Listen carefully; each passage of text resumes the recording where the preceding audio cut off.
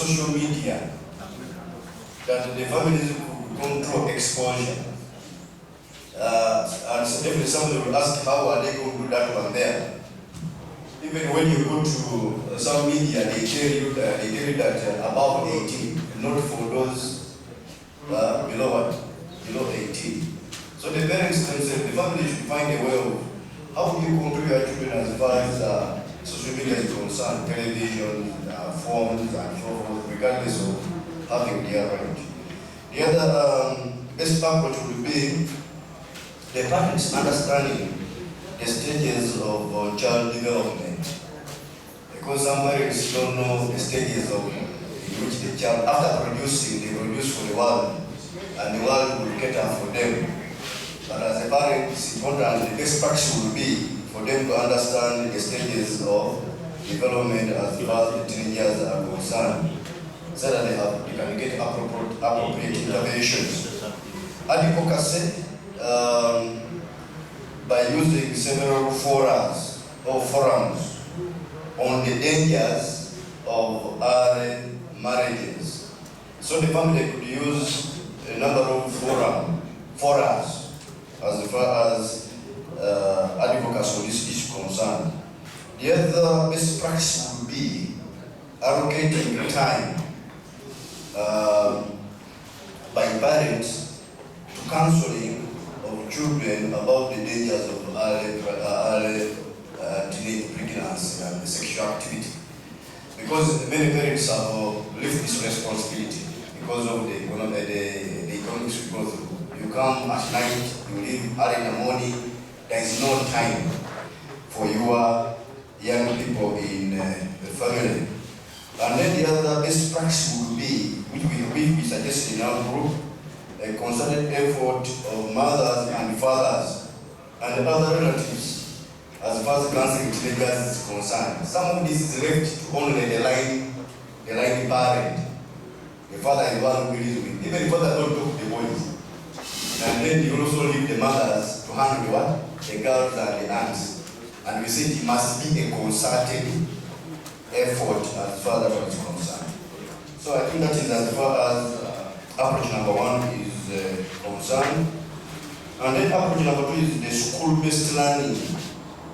The school-based learning, does it work as far as this issue is concerned? And we say, again, also partially it works.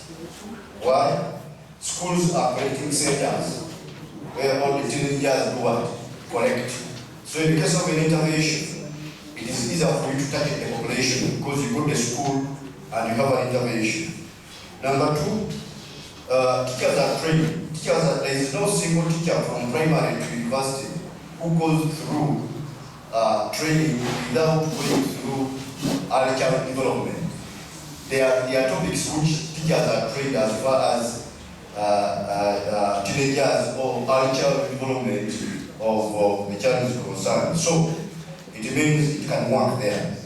The other one is schools have now curriculum. The curriculum, there are some curriculum, there are topics that target this topic directly in the curriculum, which means schools can be a good approach as far as the intervention of early marriages and early pregnancies are concerned. The other one is positive peer influence. That in schools you can get some individual pupils or students that behave well, and then they become as role models to the others, and they influence their peers positively. Does the approach work? The school-based approach? Yes. We are saying that in schools there are clubs. There are clubs in schools to promote sex education, managed by senior women teachers and senior men teachers. So it is possible for this approach to survive as far as the school-based approach is concerned. Challenges of the school-based approach. Am I fast? It's okay? Good. One, inadequate facilities. That schools have inadequate facilities as far as handling this topic even the curriculum is inadequate. I think we have, it is shallow as far as topics on early pregnancy or subjects on early pregnancy are concerned. And then there's the challenge also of understaffing. Schools are understaffed, that the teachers who are supposed to handle these subjects are few. Teachers are lacking capacity to handle teenage-related issues. Teenage-related teachers lack the capacity. When we are seeing the strength, but the capacity in some teachers is not there. Then we also identified one of the challenges of the school-based as moral decadence of some teachers who end up sexually abusing the teenagers. You are supposed to be the vanguard of talking about early pregnancy. Again, you are the one who partakes of it and you pregnant. So it's a challenge. The other one is long distances traveled to access schools, especially with the day schools. So it exposes the teenagers to this danger of early pregnancy. We also looked at corporal punishments in schools. They scare off the teenagers in the environment where they will be learning about early pregnancies. Then we have a process of urbanization. Urbanization is taking root in many parts in the country where many urban centers crop up. And this one comes with younger children, teenagers migrating to urban centers, and then they become exposed as far as early pregnancy is concerned. Basic practices as far as this approach is concerned. One, improve on the teaching and learning environment in schools. Improve on the teaching and learning environment. The second one is they are what we call compound talking. You go to some schools and the compound stop as far as early pregnancy, sexual abuse are concerned. So can it be adopted in all schools? They encourage compound talking. Then the other one is regular capacity training of teachers as far as the subject is concerned. It's regular. You need a course, you need a topic in your teaching when you are in education school, in the school. But again, same the children, you could come in and have some of these regular capacity training of teachers as a basic practice. And the other one is routine inspection of schools by different stakeholders. The truth is that we have inspectors of schools, but for us, like me, I'm an RDC, you can go to a whole year and you don't get a signature of an inspector of schools in a school. Not there. Yeah? So we are saying that can other stakeholders also get involved as far as the routine inspection of schools is concerned, to answer nobody being the DEOs and inspectors of schools.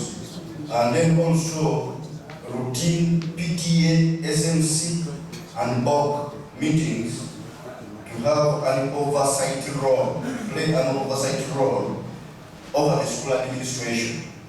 Yeah? Because the BOG meets once a year. SMC meets when there is only money, which they need to appropriate. But we are saying it should be routine. The third approach is the community mobilization and empowerment. Does it work? And we say again also to some extent, and how? We say we can look at community dialogue and community barazas. They can be organized as far as topical issues are concerned, as far as teenage pregnancy is concerned. So you can organize community dialogues and community barazas. We also identify talk shows by the leaders in the districts, leaders in the communities, to talk about this issue of teenage pregnancy, and you target them during your talk shows on radios. Then the other is, we say that the community is the second family. So it's possible. It's the second basic unit of society. From the family, you go to the community. So the system, this approach works.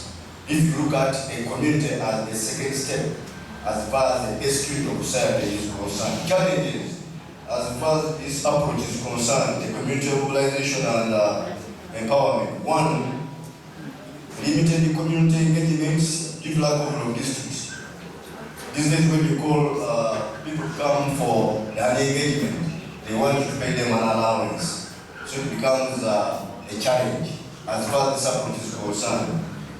The other one is poor attitude of the community. E.g. demanding for allowances, I think I talked about that one. And then the rigid mindset. Some of the communities have rigid mindsets which don't change.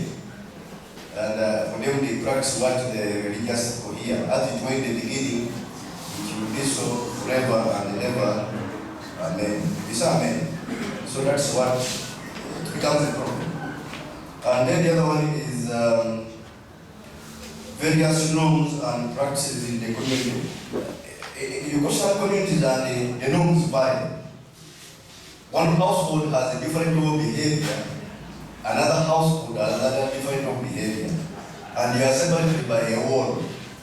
So it becomes difficult for the community to function as far as this issue is concerned because of various norms and practices in the community. What would be the best practices as far as this approach is concerned? One for the community rest. One, mindset change, advocacy. Mindset change, advocacy can be a best practice as far as empowering or equipping this approach is concerned. The other one is role modeling of parents in the community. Parents becoming role models in the community. You can go to a community and you get a family which is a role model family, where others are not, where children are successful. How would they make it? Then the vigilance of the entire community about early sexual activities and behavior. The entire community should become vigilant as far as this issue is concerned. Instead of leaving it to individual families, then the entire community, if really they can all become vigilant. So that if a child of X family is doing the contrary, then the community can have a say as far as this issue is concerned. We can make it anyway. Then the other one, we also identified enacting of ordinances and enforcing them. Local governments have enacted ordinances as far as early vigilance are concerned. But the problem is what? Enforcing them. They are only left on paper. That's why you see the figures which the gentleman from SAFE, we saw the figures here. Very alarming figures. Where are they? Because the ordinances are there locally, but they are not enforced. So that would be a best practice. The fourth approach is the self-efficacy and motivation-oriented campaign. That's the last approach. And what did we capture as far as this one is concerned? Does this approach work? One was self-efficacy, motivational oriented campaign. And we say again also, it partially works. How do you justify? For example, positive personal experience. And what we refer to here the answer project. The chairman of manager gave the answer project. I'm not sure, I don't know how it works, but those of you I think know how the answer project works. So it could be, it can make this approach work. And this is where the girls come back. Yeah, I think this is where the girls who are pregnant, they go back home, they produce, but they are allowed back to what? They are allowed back in the school to come and complete their studies. So these ones here can come and testify the experience they went through when they were pregnant, so that others learn from them, then it can work. The challenges as far as this approach is concerned of self-efficacy One, appropriate forum to implement a strategy needs logistics. For you to get the forum where you can gather these younger people, such that somebody comes and plays the role model play, it has challenges, logistic challenges. Number two, traumatization of victims of early pregnancy. These ladies who come and maybe want to show their experience as far as pregnancy is concerned, they are traumatized. They call them all sorts of names. And one of them, which the chairman told him, they call them Chodobigo. I said, one name. Chodobigo means what? Somebody who has booked in the cage. So they name them so many things. So because of those prefixes, then it becomes, they cannot open up. The other one is hypocrisy in the campaign. Some are hypocrites. You come and you are talking this, yet we know the control about you. Okay? That's the hypocrisy. You are not, you can be role models, but in words, but in activity at night you are a wolf. As far as this approach is concerned. So you say it's a challenge. Because you are talking, yet people know you in the village. And yet you are the one who is promoting it. Then people doubt you, like how they feel in soul when you became born. And the last one, dear members, is there are some cultural practices that prohibit implementation of the approach. When they see you as a role model, when they see you doing your experiences, they are not comfortable because of the cultural practices. Ladies and gentlemen, that's what Group 1, which comprised of these guys here, the political leaders, where the RDCs are, LC5s, mayors, that's what they have brainstormed and come up with. Thank you very much.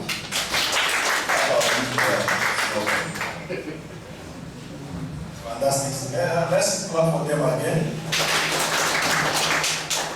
It's unfortunate some of them refuse to use their hands very well. Please, if I'm not, use it. You want to use it after lunch.